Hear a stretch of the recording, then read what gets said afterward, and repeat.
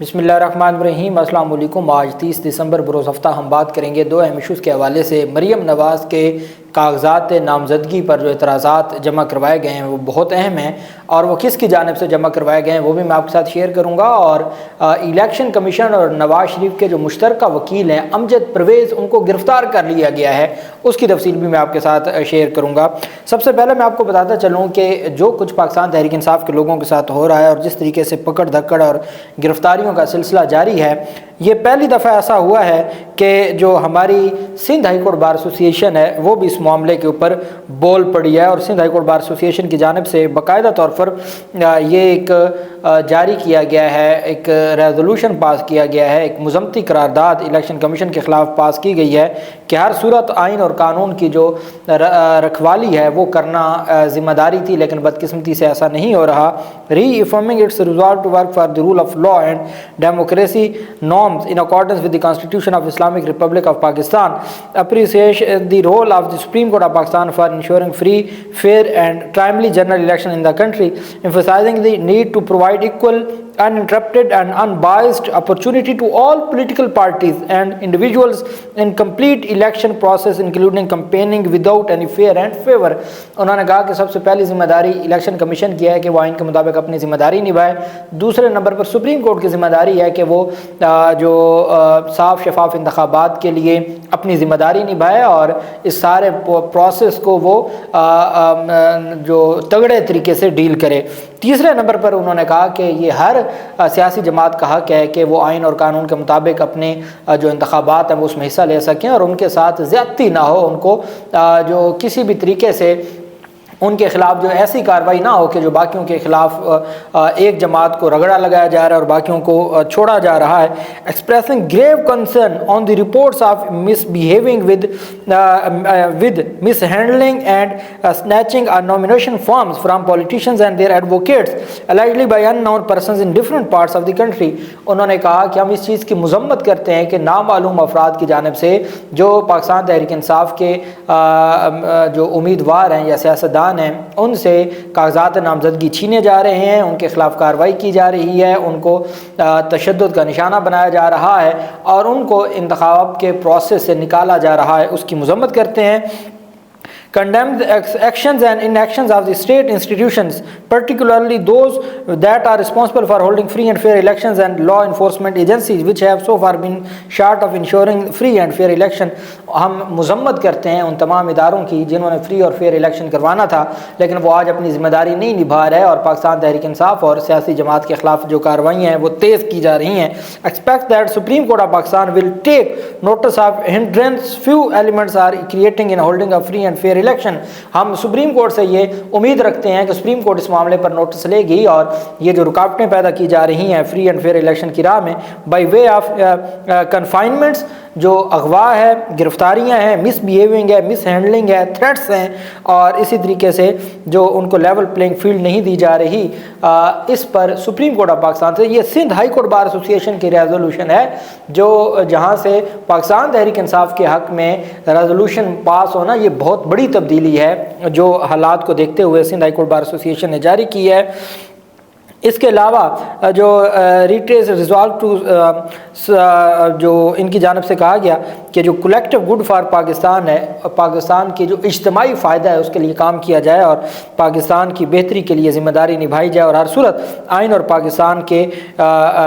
अंदर रहते हुए अपनी ज़िम्मेदारियों को निभाएं भी और अपनी ज़िम्मेदारियों को निभाते हुए काम भी किया जाए। एक बात बहुत अहम है वो ये है कि Sindh high court bar association ने यह वाज़े कर दिया है कि जिस तरीके से एक सियासी जमात के ख़िलाफ़ कार्रवाई हो रही है ये किसी भी सूरत नहीं कहा जा सकता कि ये फ्री एंड फेयर इलेक्शन है और ये फ्री एंड फेयर इलेक्शन नहीं है, ये फ्रॉड है और इस फ्रॉड पर हर सूरत कार्रवाई होनी चाहिए। ये मुतालबात सामने आए हैं। दूसरी जानिब NA 119 लाहौर से मरीम नवाज़ के ख़िलाफ़ जो इतराज़ात जमा करवाए गए, एक बात मैं आपको बता दूं कि पाकिस्तान तहरीक इंसाफ के senior advocate Azhar Siddiq advocate ने कहा है, चूँकि लाहौर में वही नॉमिनेशन पेपर्स और बाकी मामलात को देख रहे हैं, वो कहते हैं कि ये दरख्वास्त हमने नहीं दायर की, हमने दायर की होती तो हमारे पास हमें पता है कि कौन से इतराज़ात उठाए जाने चाहिए और कौन सी कार्रवाई हो सकती थी, ये हमने नहीं किया। जिसने भी किया है नीचे नदीम अल्ताफ़ खान शेरवानी, ये ख़ुद उम्मीदवार हैं कौमी असम्बली NA 119 کے اور وہ پاکستان تحریک انصاف سے نہیں ہیں۔ انہوں نے اعتراضات پٹیشن برخلاف مریم نواز شریف زوجہ محمد صفدر امیدوار قومی اسمبلی NA 119 لاہور، یہ کہ سائل ندیم الطاف خان شیروانی وہ فلاں جگہ کا رہنے والا ہے اور قومی اسمبلی کا امیدوار ہے اسی حلقہ سے، الزام علیہ مریم نواز شریف ملک کی مختلف عدالتوں سے سزا یافتہ ہیں اور تاحال الزام علیہ کی سزائیں معطل ہوئی ہیں، نہ ختم ہوئی ہیں، لہذا الیکشن کے لیے وہ نااہل ہیں۔ یہ کہ الزام علیہ مریم نواز شریف میگا کرپشن کے بڑے بڑے اسکینڈل جن میں پاناما اسکینڈل سر فہرست ہے میں ملوث ہیں، ملک کی خزانے کو بھاری مالی نقصان پہنچانے کا سبب بن چکی ہیں، لہذا الیکشن کے لیے وہ نااہل ہیں۔ یہ کہ الزام علیہ مریم نواز شریف مختلف طرح کی سنگین مالی جرائم اور بے ضابطگیوں میں ملوث رہی ہیں اور نیب کیسز میں مطلوب و زیر سماعت ہیں، لہذا الیکشن کے لیے نااہل ہیں۔ چودھری شوگر مل کیس کا حوالہ دیا گیا۔ یہ کہ الزام علیہ مریم نواز منی لانڈرنگ کی متعدد سنگین وارداتوں میں ملوث رہی ہیں اور نیب کیسز میں مطلوب ہیں، لہذا الیکشن کے لیے وہ نااہل ہیں۔ یہ کہ الزام علیہ مریم نواز شریف نے میڈیا پر ثنا بچا نامی اینکر کو انٹرویو دیتے ہوئے کہا تھا میری لنڈن تو کیا پاکستان میں بھی کوئی پراپرٹی نہیں ہے، جبکہ سہیل وڑائچ کے انٹرویو میں کہا تھا کہ الزام علیہ کے پاس تقریباً 1 ارب روپے کے اثاثہ جات ہیں۔ اس کے علاوہ جاوید چودھری کے انٹرویو میں حسین نواز نے کہا تھا کہ ان کے ایون فیلڈ والے فلیٹس لنڈن فلیٹس کی بینیفیشری الزام علیہ مریم نواز شریف ہیں۔ ان تمام بیانات سے واضح ہے کہ الزام علیہ جھوٹی اور بددیانت ہے اور صادق اور امین نہ کہلا سکتی ہے، اس وجہ سے ان کو نااہل قرار دیا جائے، الیکشن کے لیے مریم نواز نااہل ہے۔ 7ویں نمبر پر یہ کہ الزام علیہ مریم نواز شریف ٹیکس چوری میں ملوث رہی ہیں اور اپنے کاروبار اور انڈسٹری کو غیر قانونی طریقے سے فائدہ پہنچا کر ملک اور قوم کا بے تحاشا نقصان کیا ہے، لہذا الیکشن کے لیے نااہل ہے۔ یہ کہ الزام علیہ مریم نواز شریف نے سے قبل الیکشن میں جو کاغذات نامزدگی اور اثاثہ جات کی تفصیل بتائی تھی اس میں اور جو اب الیکشن 2024 کے لیے الیکشن کمیشن میں اپنے اثاثہ جات کی تفصیل بتائی ہے، ان میں واضح فرق ہے، لہذا مریم نواز الیکشن کے لیے نااہل ہیں۔ آپ جناب سے التماس ہے کہ مذکورہ ضمنات کی روشنی میں سائل کی اعتراضات پٹیشن منحازہ منظور کی جائے اور مریم نواز جو کہ سزا یافتہ ہیں، نااہل ہیں، کرپٹ ہیں، بددیانت ہیں، جھوٹی ہیں، ان کے خلاف آرٹیکل 62 اور 63 کے تحت جو ان کو نااہل قرار دیا جائے، لہٰذا حلقہ NA 119 سے نااہل قرار دیتے ہوئے الیکشن 2024 لڑنے سے روکا جائے، یہ درخواست دائر کی گئی ہے۔ اس میں کچھ چیزیں تو چونکہ مریم نواز اب سزا یافتہ نہیں رہیں اور ان کی سزا کالعدم قرار دے دی ہے، ایک ہی مقدمے میں وہ سزا یافتہ تھیں اور وہ اس میں سے ان کو رہا کر دیا گیا ہے اور ان کو ان کی سزا کو کالعدم قرار دے دیا گیا ہے۔ اس کے بعد اگر ہم آ جائیں چودھری شوگر مل کی انکوائری ان کے خلاف پہلے ختم کر دی گئی تھی نیب ترمیم کی وجہ سے، جب نیب ترمیم کا فیصلہ معطل ہوا،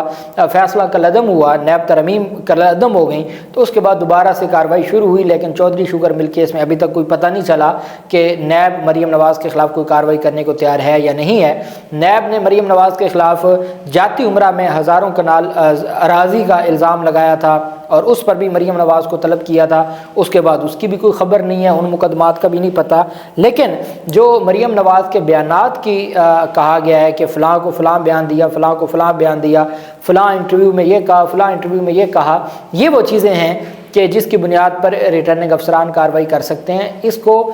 یہ بیانات میں جو تضاد ہے اور ایک کے بعد ایک بیان کی جو تبدیلی ہے، اس حد تک وہ ان کے خلاف کارروائی ہو سکتی ہے، لیکن میں سمجھتا ہوں کہ چونکہ پاکستان تحریک انصاف نے یہ درخواست دائر نہیں کی، پاکستان تحریک انصاف کے وکلاء درخواست دائر کرتے وہ بہتر انداز میں ہوتی۔